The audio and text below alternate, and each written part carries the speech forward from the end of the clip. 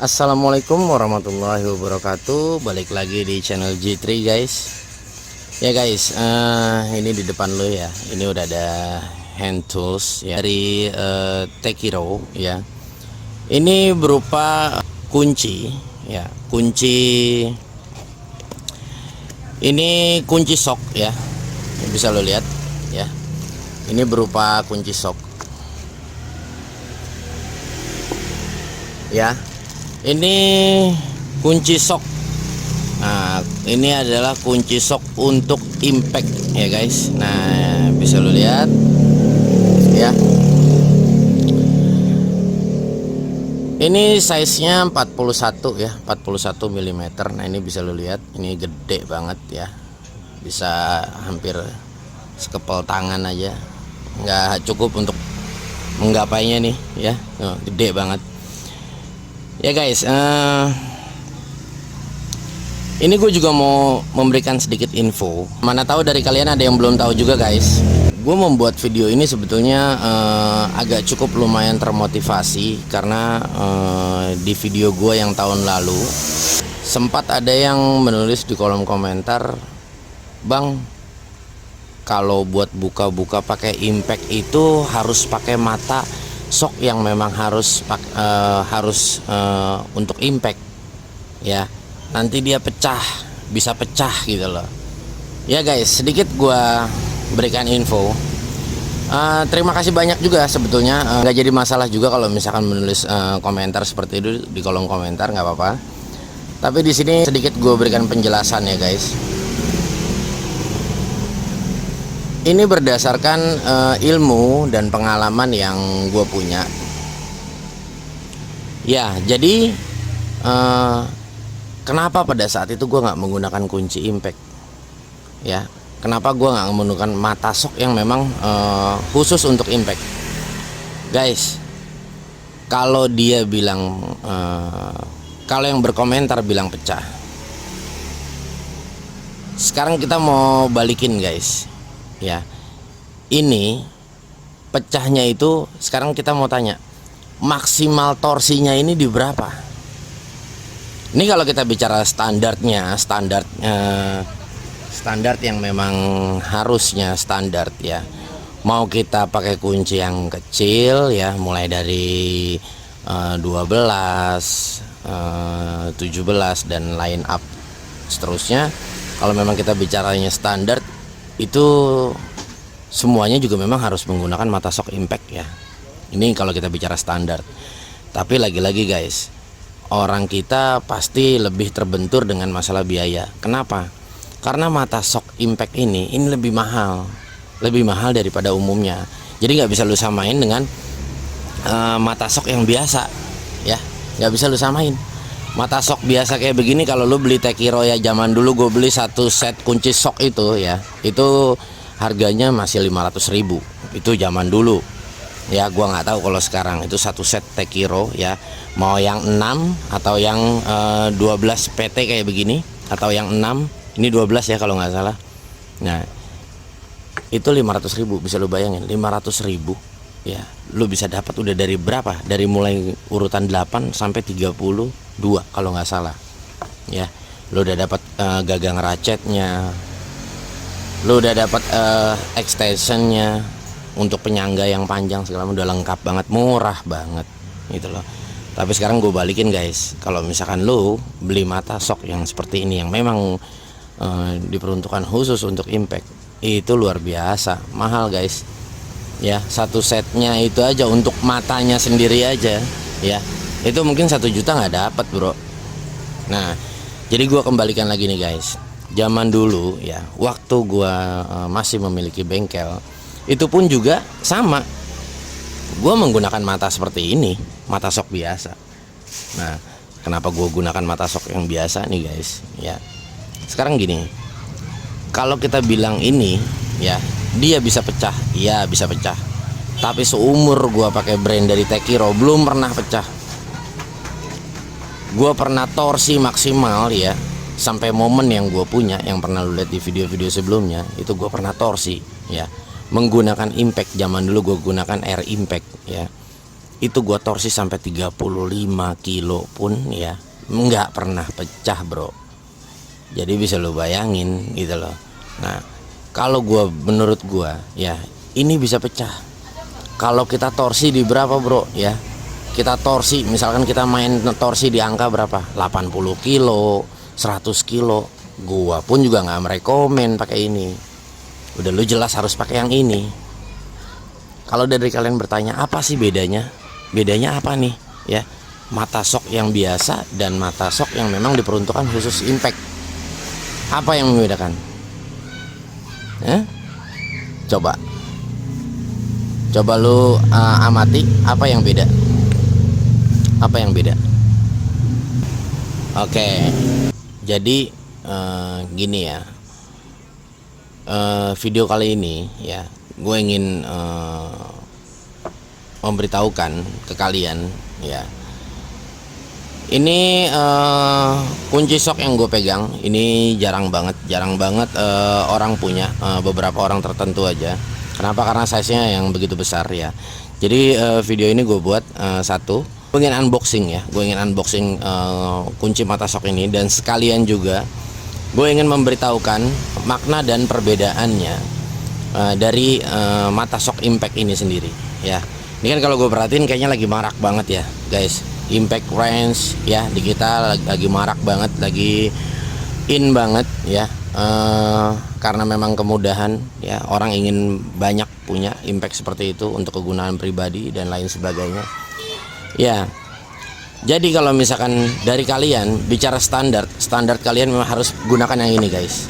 Tapi gue nggak bisa bilang, bang terus kalau misalkan gue pakai kayak begini, seperti ya orang yang di komen gue, ya gue nggak bisa bilang oh berarti nggak bisa dong bang dipakai yang kayak gini ya. Seperti yang menulis komentar di kolom komentar gue ya, ini gue berikan penjelasan ya. Ini yang tadi sudah gue jelaskan sedikit ya. Kita bisa aja, apa yang nggak bisa. Sekarang gini guys, apalagi kita pada saat itu video gue itu cuma hanya untuk membuka ban mobil. Berapa sih torsi ban mobil yang paling besar? 20, 25, 30? Mana ada kalau mobil niaga. Nggak mungkin guys, nggak mungkin. Mobil niaga itu udah standar itu di bawah 20 kilo, 15, 17, paling maksimal 20 kilo itu mobil niaga. Kita bicara mobil niaga guys. Kalau kita misalnya bicara mobil transportasi ya seperti bus, truk dan yang lainnya ya itu udah pasti torsinya di atas 25 gitu loh ya. Karena apa? Karena torsi itu menyesuaikan besar kecilnya baut guys ya. Nah ini kita bahas apa bedanya ya dari kunci shock yang biasa dan kunci shock yang memang diperuntukkan untuk impact. Bisa lu perhatiin hampir semua brand itu ngeluarin ya, mau Tekiro mau apapun, pasti kalau dia yang memang khusus untuk impact itu udah pasti biasanya warnanya colornya hitam. Itu yang pertama ya. Yang kedua, kunci impact ini ya, kunci shock itu selalu diperuntukkan ya, pasti God ini itu akan mengikuti diameter depan. Kenapa ini di sini 41 ya, di sininya 3/4. Ini 32, di sininya setengah. Lu coba cari yang 41 kepalanya setengah. Susah banget, bro. Makanya ya, gue beli ini nih namanya adapter. Ya. Gue beli ini namanya adapter, kepalanya 3/4, di sininya setengah. Dan sebaliknya pun juga ada gitu loh. Buat lo yang udah yang nonton ya, yang udah memiliki beberapa impact range baik JLD, Miltank, Xenon dan yang lain-lainnya, termasuk mau brand-brand apapun, coba lihat sekarang, perhatiin. Lu coba perhatiin ya. Lu beli impact dengan harga under 1 juta, lu udah ngedapetin mata shock. Jangan kalian pikir itu mata shock memang khusus untuk impact. Enggak guys ya, bisa lu lihat. Gua kasih perbedaannya sama lu nih, bisa lu lihat. Coba lu lihat ya, untuk lu yang pada punya JLD ya, impact JLD dan yang lain-lainnya, setahu gua yang dapat itu JLD, Miltank ya, adalah hampir semuanya dapat. Bisa lu lihat ini space ini pasti tipis seperti ini. Mau yang 6 PT sekalipun, 6 PT itu 6 persegi seperti ini ya, 6 titik ya, itu pasti dia tipis. Cuma memang colornya aja yang dibikin hitam. Tapi kalau ya lu bicara buat yang khusus buat impact, ini guys, bisa lu lihat bedanya apa? Ini tebal banget ya, ini tebal banget, itu satu. Ini tebal banget. Yang kedua ya, bisa lu lihat di sini, ini umumnya gotnya ini lebih dalam. Ini gotnya ya, got ini tuh lebih dalam, lebih panjang dia, enggak pendek seperti ini ya. Bisa lo lihat, ini lebih pendek. Nah, itu yang membedakan. Jadi artinya kalau yang memang mata shock diperuntukkan untuk khusus untuk impact ya, itu dia lebih tebal bahannya lebih tebal ya. Sama seperti komentar yang orang berkomentar di video di World gua kalau nggak salah ya kan, takut pecah. Iya, takut pecah. Nah, makanya ini dibikin tebel supaya apa? Supaya nggak pecah. Karena apa guys? Otomatis dengan diameter di 41 ya, mur atau baut yang diameter 41 udah pasti torsinya akan tinggi. Nah, ini baru gue bicara standar yang memang harus standar seperti itu. Ini bener, nggak salah, sama sekali nggak salah. Yang beda itu yang pertama tadi ya, dari bahan, dari segi bahan ya, dan dari kedalaman mata shock ini lebih dalam ya. Dan selanjutnya apa yang beda? Bisa lo lihat guys ya, bisa lo lihat makna dari bolongan ini, bisa lo lihat. Kenapa? Apa? Coba bedanya guys. Makna dari bolongan ini, kalau misalkan ya, sorry gue bisa bilang, impact yang under 1 juta ya, JLD, coba lo lihat, pasti ada pinnya, penusuknya dari sini ke sini ya, itu ada penusuknya. Kenapa? Itu gunanya ya, gunanya itu untuk supaya dia tidak copot pada saat dia punya getaran yang tinggi ya. Tapi sebetulnya bukan pakai pin seperti itu guys, itu salah sebetulnya. Gua nggak bisa katakan ini salah ya, mungkin karena memang gini, untuk menekan kali ya, untuk menekan biaya produksi ya. Sebetulnya yang aslinya tuh nggak kayak begitu. Yang aslinya kayak gimana? Kalau misalnya lo bertanya-tanya, yang aslinya itu seperti ini. Ini yang aslinya seperti ini. Yang aslinya tuh cukup pakai pin seperti ini aja. Jadi lu masang ini ya, pada saat lu masang ke mata shock, nah ini lu sambung seperti ini agar ketemu dia. Gue berikan contoh. Aslinya seperti ini. Ini aslinya. Nah, bang, emang kalau kayak begini nggak copot? Gua nggak bisa bilang copot atau enggak. Sekarang gue mau tanya guys, impact ini mengandalkan torsi, bukan mengandalkan speed. Beda dengan bor. Nah, ini harus diperhatikan di sini. Kita nggak butuh RPM yang tinggi, kita butuh torsi yang besar. Kalau lu bilang ini copot atau enggak, guys, kunci itu semakin mahal, tingkat presisinya semakin tinggi ya. Jadi ya, itu yang membedakan ya. Sekarang gue mau tanya, sekarang coba lu lihat ya, impact JLD atau impact yang under 1 juta, hampir rata-rata semua mesti bolong. Bolong untuk menusuk yang tadi bolongan di sini. Mata shocknya bukan diperuntukkan untuk khusus untuk impact, tapi dibikin mirip seperti khusus untuk impact. Nah, ini harus dibedakan nih guys. Makanya tadi gue bilang, kalau mata shock itu khusus untuk impact ya, mahalan mata shocknya mungkin. Sekarang bisa lo bayangin, mata shock lo dikasih 4, 1 biji kita hitung rata-rata misalkan 80, 100 ribu lah kita hitung gampangnya. 4 udah 400 ribu. Nah, terus harga toolsnya sendiri berapa? Ya kan?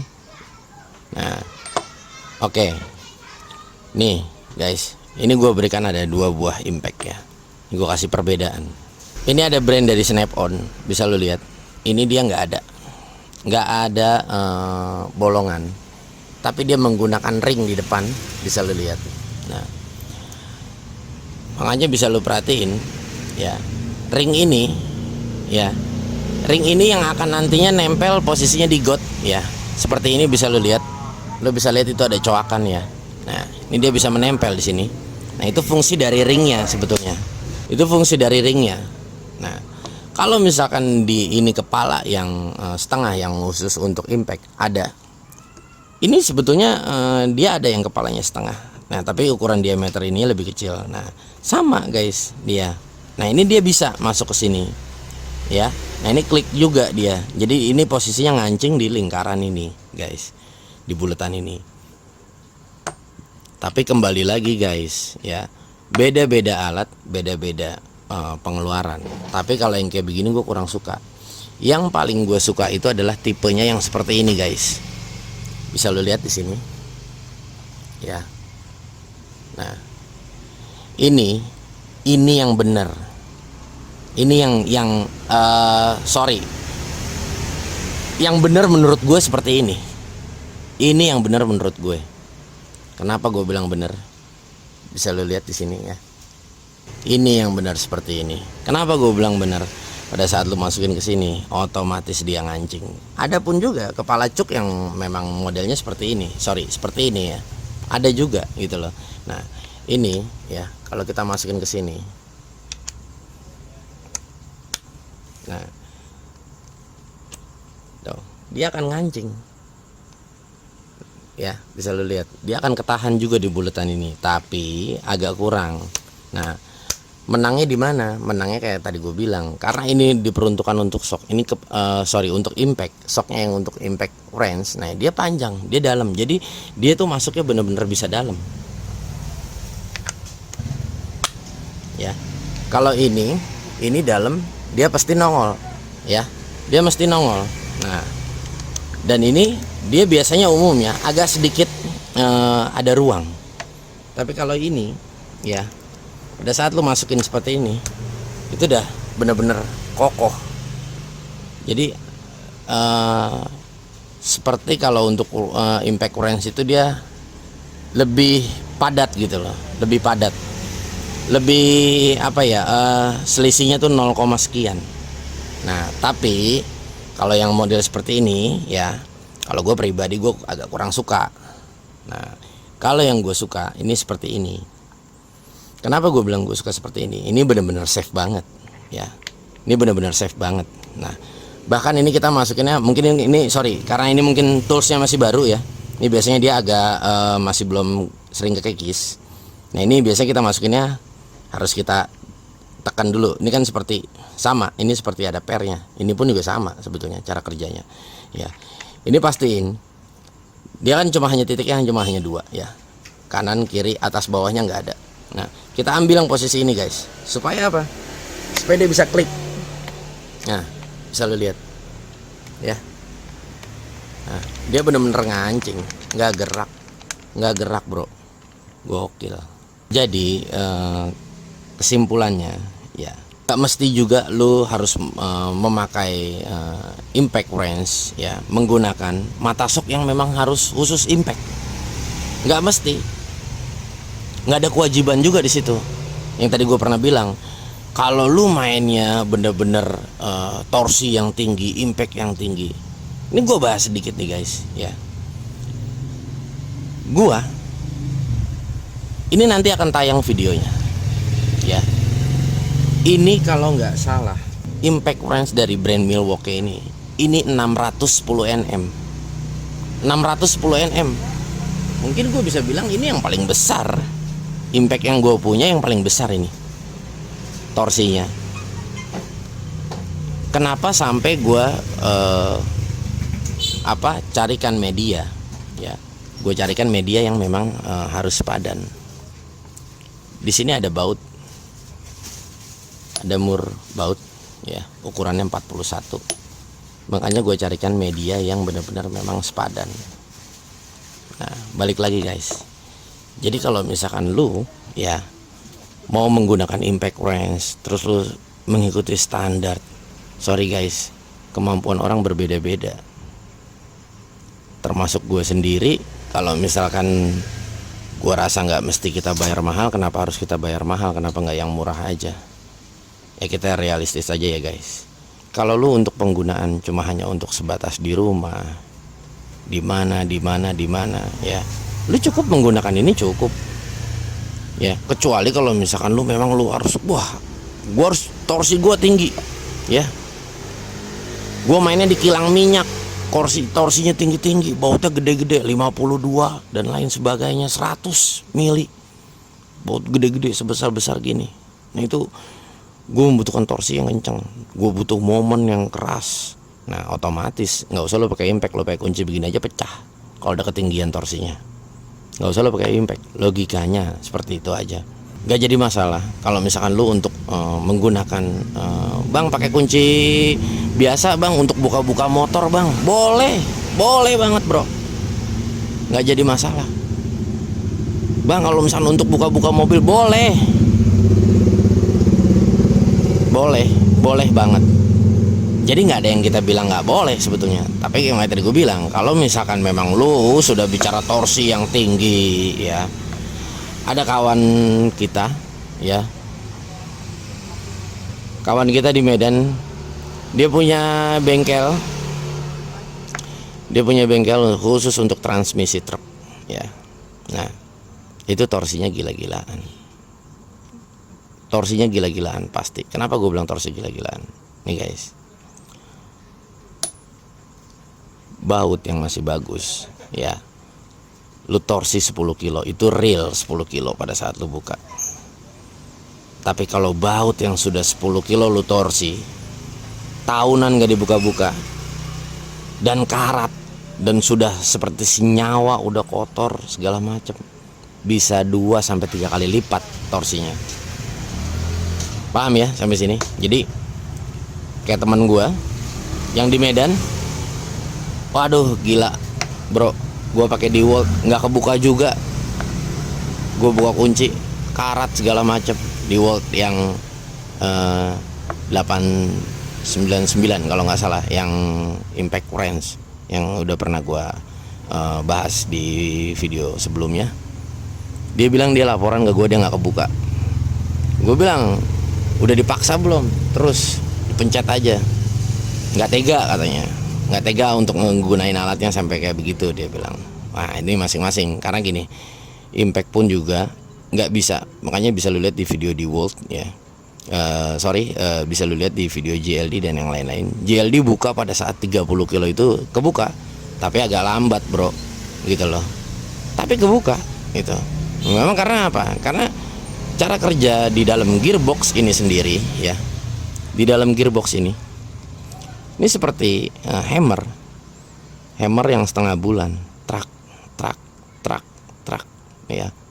Dan dia akan terus memukul. Jadi si cuknya ini memberi impact atau tamparan ya. Terus diulangi terus. Jadi memang nggak bisa langsung kebuka juga gitu loh. Ada kalau memang alat yang torsinya tinggi, kita pakai yang kecil sekali pencet seperti Ingersoll dan yang lain-lain gitu loh ya. Jadi seperti itu guys. Kesimpulan dari video ini adalah gue menjelaskan ya. Sorry ya guys, sekali lagi gue bisa katakan ini adalah pengalaman pribadi gue yang gue tuangkan dalam satu video. Oke guys, gue rasa cukup sekian ya video dari gue.